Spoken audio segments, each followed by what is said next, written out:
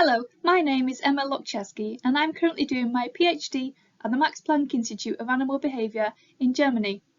I'm investigating the development of ecological competence and skill acquisition in immature Sumatran orangutans in collaboration with a Suaq orangutan research project.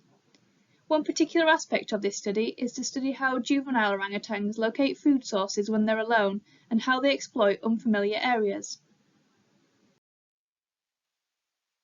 Orangutans are a primarily solitary species with a fission-fusion society. They also have the longest interbirth interval of any mammal of around 8 or 9 years. This coincides with the dependency phase. Young orangutans will stay with their mothers throughout these 8 years, travelling through the forest together and learning all the critical survival skills that an orangutan needs. Following the birth of a new sibling, the juvenile orangutan will gradually develop independence from its mother. It will start by exploring independently, then returning to its mother frequently throughout the day, then gradually spend overnight alone until it is fully independent. Research has shown that once independent, orangutans continue to learn new skills and develop their ecological competence further into adulthood, but how they do this still remains unclear. The decision-making in when the individual chooses to go and where and when to find food are largely unstudied, but this can shed a light on the developmental processes and cognitive abilities of orangutans. So I'm investigating how movement and behaviour changes over time, including who the orangutan associates with and the social learning opportunities it has to develop this skill set. There are 3 species of orangutans: Bornean, Sumatran and Tapanuli. I'm studying a population of wild Sumatran orangutans in the Suaq Balimbing monitoring station within the Gunung Lusa National Park in Aceh, Sumatra. This population has the highest population density and it is also the most social population, which provides great opportunities to study social learning behaviours. The habitat also has year-round fruit availability, allowing me to study movement without the effects of food scarcity influencing the behaviour.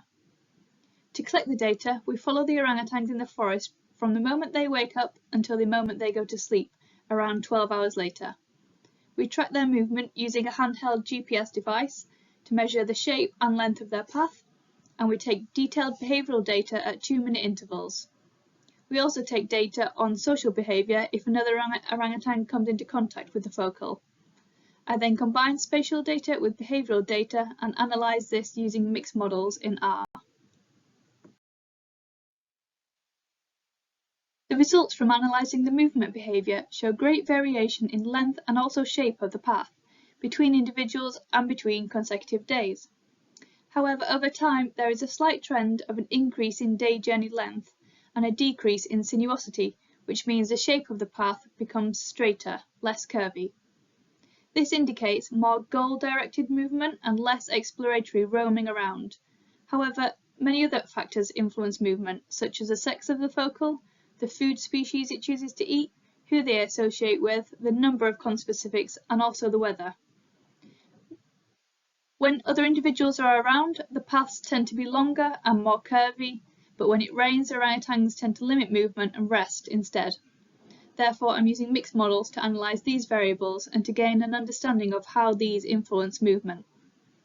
The next stage of my analyses is to look at the directness of paths between feeding bouts, to understand how specific feeding trees influence movement and to see if there are repeated returns to feeding hotspots.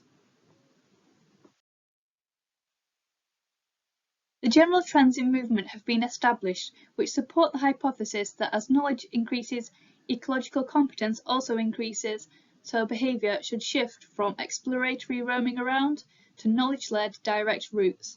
Over time, as individuals acquire knowledge, there should be a decrease in social learning, which in turn should reduce the influence of the conspecifics. Now the next stage of my fieldwork is to collect more detailed data on movement between each feeding location to identify route linearity and feeding hotspots. Thank you for listening to my presentation. If you'd like to know more about the Suaq Orangutan Research Project, you can check out the website, and I'd also like to thank the Max Planck Institute for hosting me to do this PhD, and my Indonesian counterpart university, UNAS.